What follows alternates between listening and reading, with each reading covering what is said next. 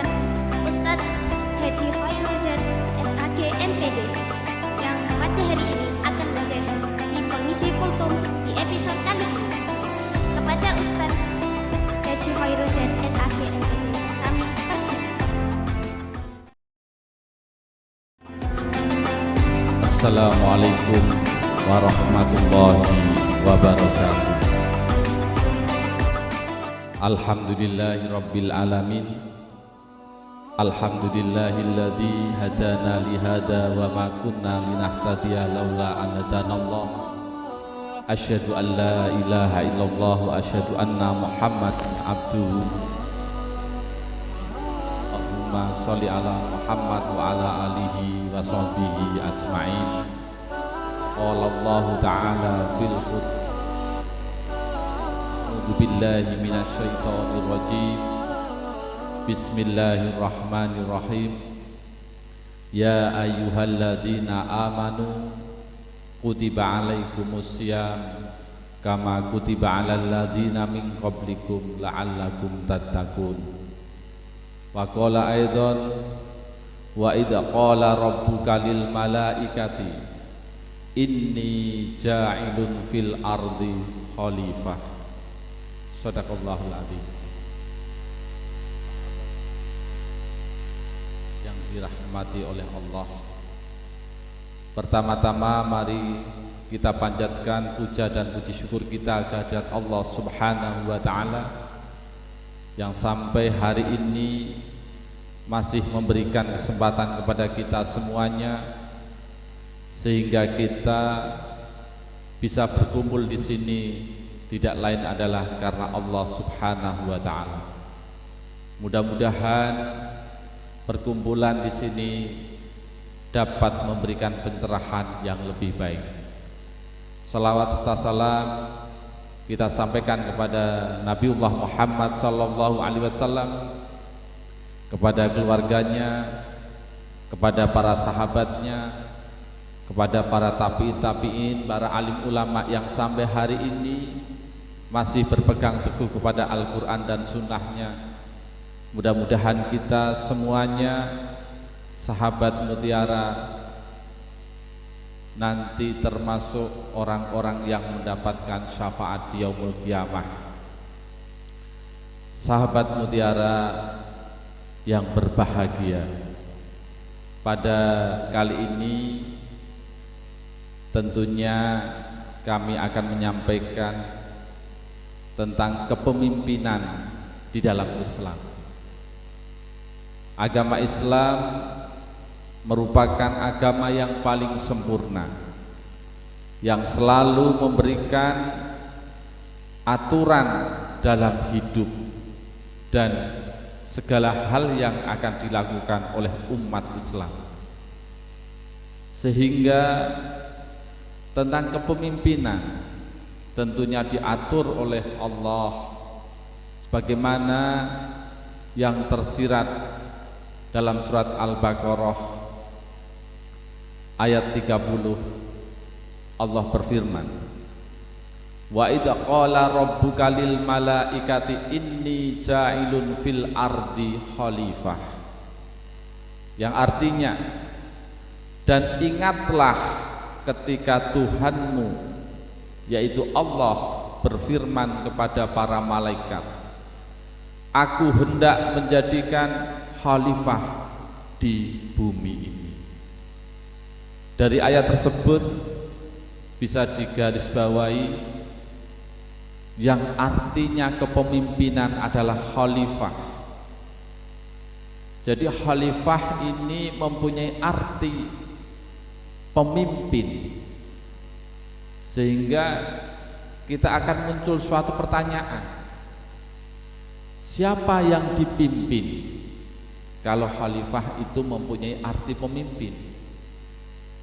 Sehingga kita harus mengetahui, karena setiap manusia diciptakan oleh Allah ini akan menjadi khalifah, menjadi pemimpin, menjadi wali Allah. Andai kata dalam sebuah keluarga tentunya menjadi pemimpin sebuah keluarga tersebut. Andai kata menjadi teman-teman beserta teman-temannya akan menjadi pemimpin kepada teman-temannya itu. Yang perlu kita ketahui adalah maksud dari khilafah itu seperti apa. Arti khilafah di sini mempunyai arti pemimpin. Yang mempunyai maksud dari pemimpin itu adalah bagaimana kita dapat memberikan contoh yang terbaik kepada teman sekitar kita. Itu pemimpin, itu khalifah. Oleh sebab itu, sahabat mutiara yang dirahmati oleh Allah, bagaimana kita bisa menjadi khalifah, bisa menjadi orang yang pertama berbuat kebaikan, orang yang pertama memberikan contoh kebaikan terhadap orang lain, sehingga kita patut disebut suatu pemimpin. Karena ketika sebaliknya yang kita sandang memberikan kejelekan, keburukan terhadap orang lain, apakah pantas kita disebut dengan khalifah?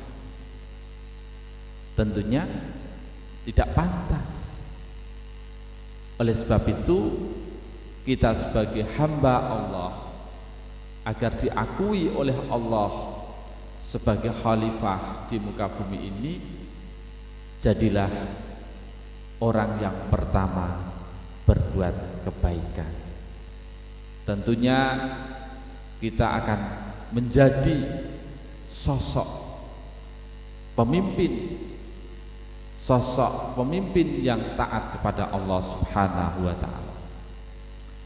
Oleh karena itu, hal yang dibutuhkan di dunia ini, tentunya kita tahu semuanya, Al-Quran itu adalah kitabullah.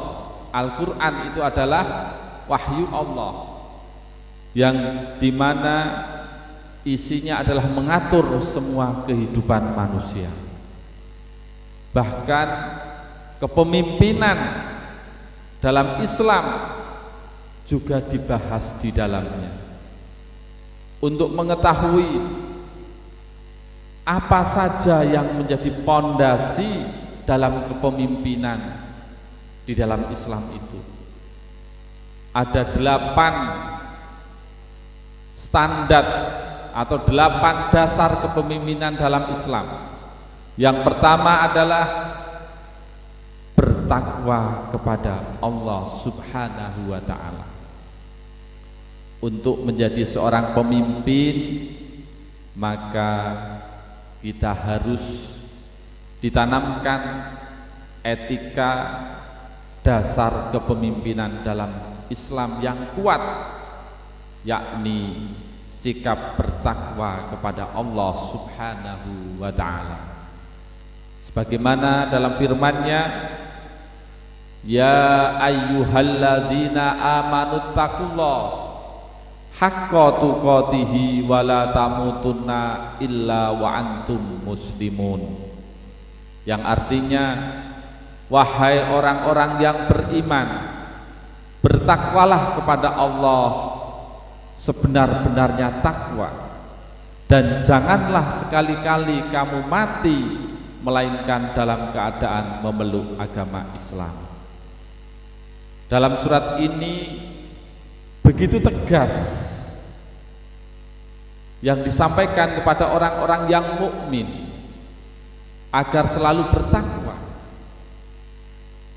sehingga muncul pertanyaan dalam sebuah ayat ini, apakah ada orang yang beriman tapi tidak bertakwa?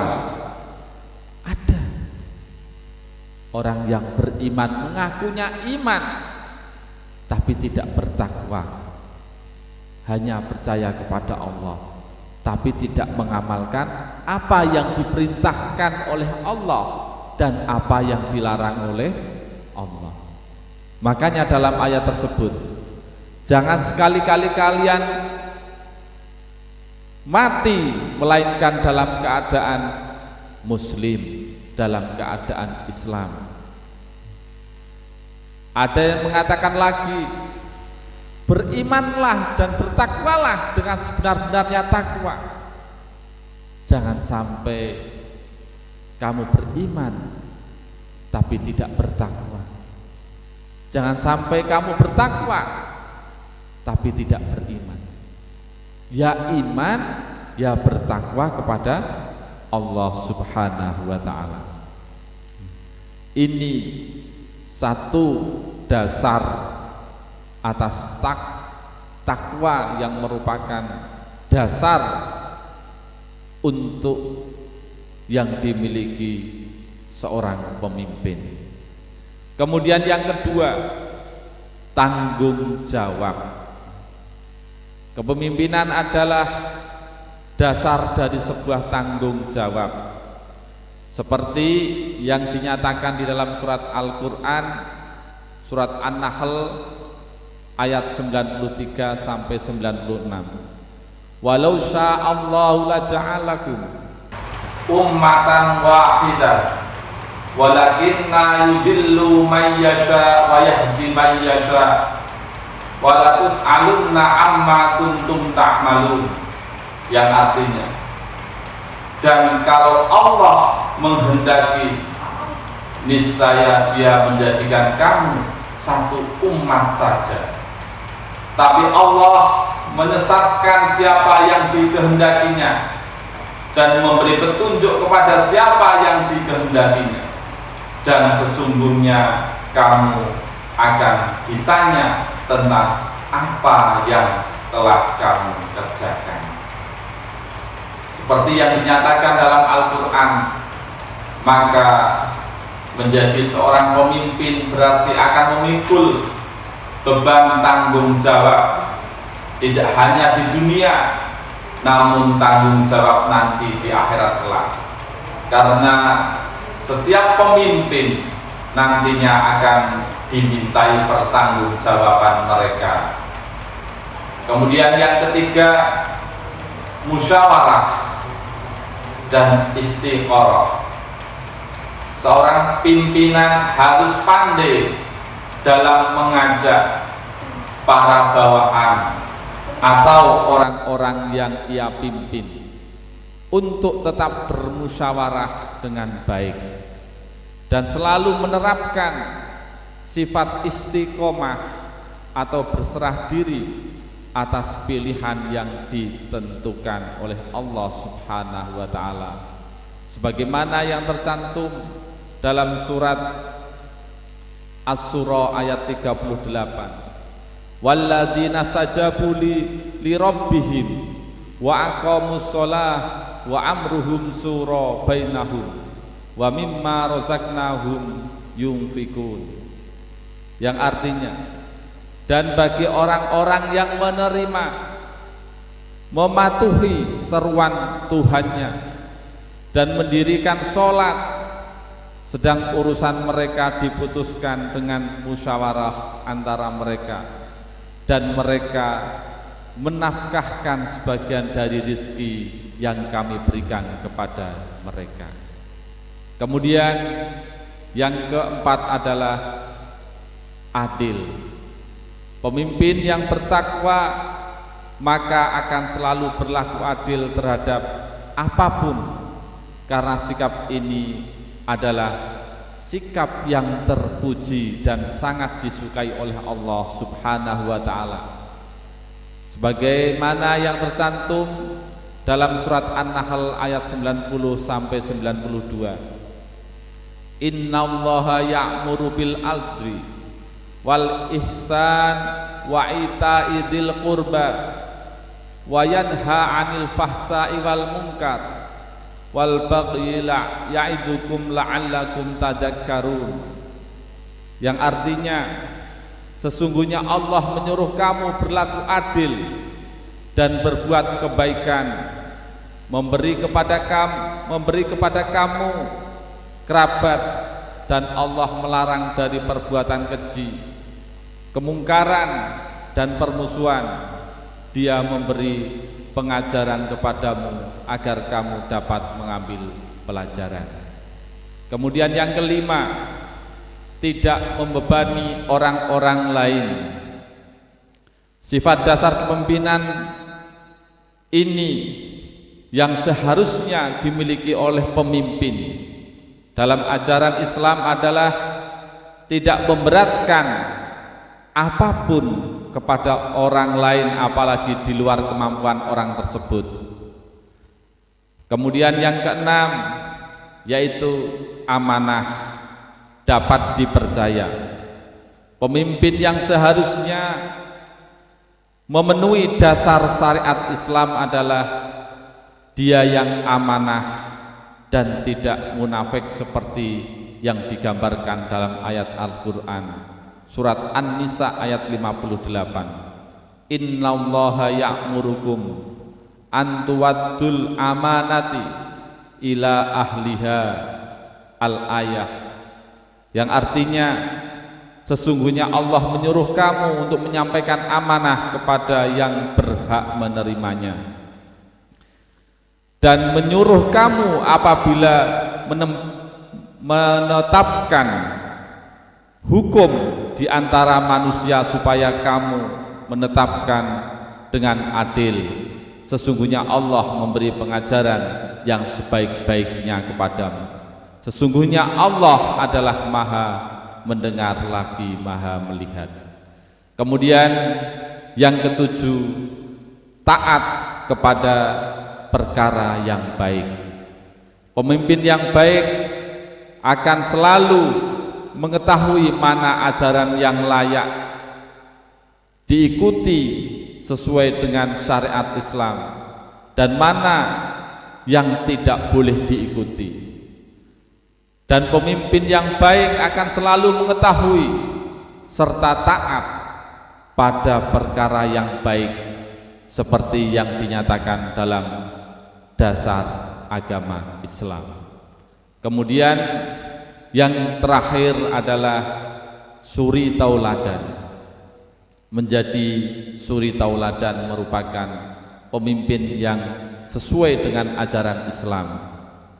Dia yang bisa dijadikan sebagai suri tauladan yang baik seperti yang tercantum dalam surat Al-Ahzab ayat 21.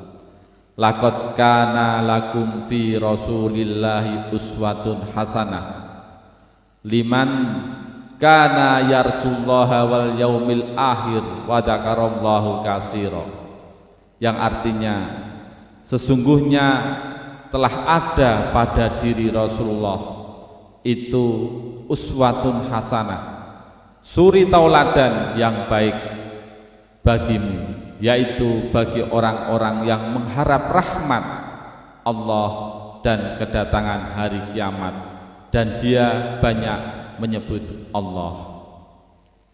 Dari kedelapan itu yang terakhir adalah bisa menjadi suri tauladan. Bagaimana kita menjadi seorang pemimpin yang selalu dirahmati oleh Allah? Maka yang pertama tadi saya sampaikan, menjadi pemimpin adalah bagaimana menjadi orang yang pertama untuk berbuat kebaikan, menjalankan amalan-amalan yang baik, amalan-amalan yang soleh, dan memberikan contoh akhlak, etika yang baik. Semua itu nanti akan menjadi suri tauladan apabila kita dalam menjalankan amalan-amalan soleh tersebut. Demikian tausiah kami pada sore hari ini. Billahi taufik wal hidayah. Wassalamualaikum warahmatullahi wabarakatuh. Baik sahabat Mutiara, tadi kita sudah menyimak kultum dari Ustadz Haji Khairul Zain